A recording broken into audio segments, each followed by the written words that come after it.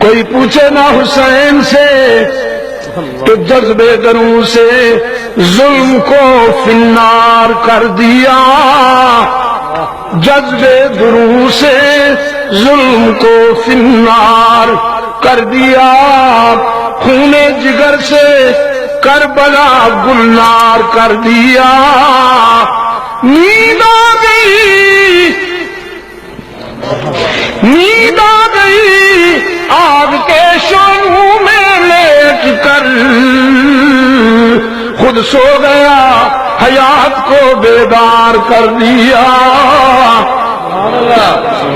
خود سو گیا حیات کو بیدار کر دیا۔ فرعون نے کہا درخت کے ساتھ جکڑ دو اسے، زنجیروں سے اس خاتون کو۔ عورتیں یوں ہوا کرتی ہیں، کس نے کہا عورت صنف نازک ہے، کس نے کہا یہ کمزور ہے؟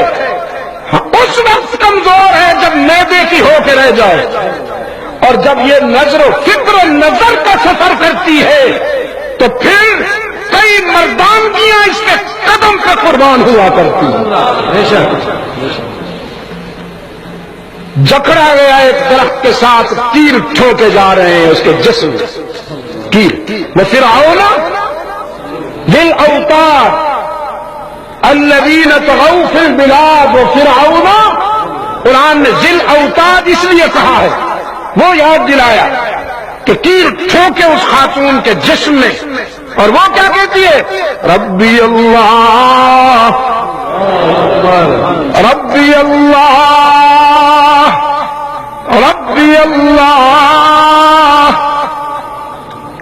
فرعون کے اہلکار تبصرہ کرتے ہیں، خسر خسر کرتے ہیں، ظلم جتنا زیادہ ہو رہا ہے اس کا عشق مست ہو رہا ہے، یہ ابھی گھبرائی نہیں۔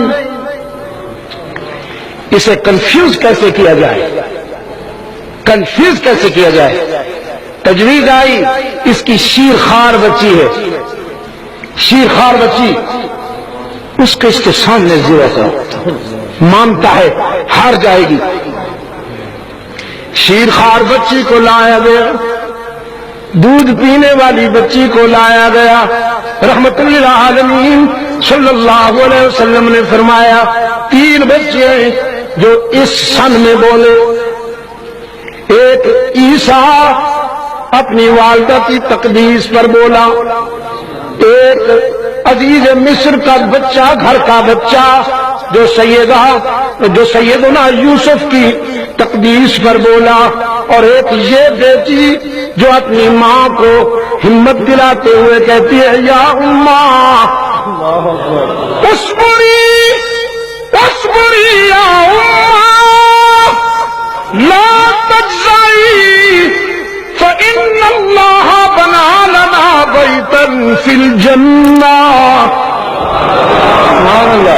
ماں گھبرانا نہیں، یہ دنیا کا ٹھکانہ تو عارضی ہے، میں اپنی معصوم آنکھوں سے جنت میں اپنا گھر دیکھ رہی ہوں۔ رحمت عالم صلی اللہ علیہ وسلم نے فرمایا اللہ نے اس معصوم کی لاج رکھی، اس کی دوسری بہن بھی، وہ بھی، اس کی ماں بھی، ان تینوں کے آنکھوں سے دنیا ہٹا دی گئی، جنت سامنے لائی گئی۔ فرعون نے تینوں کو کیل ٹھوک ٹھوک کے مار ڈالا، قتل کر دیا، لیکن قتل کے بعد قاتل شرمندہ ہوا، مقتول سربلند ہوا، مقتول کا چہرہ چمک اٹھا، قاتل کا منہ کالا ہوا۔ یہ رشتے کیا ہوتے ہیں؟ عشق و مستی کے سفر میں یہ رشتے کیا ہوتے ہیں؟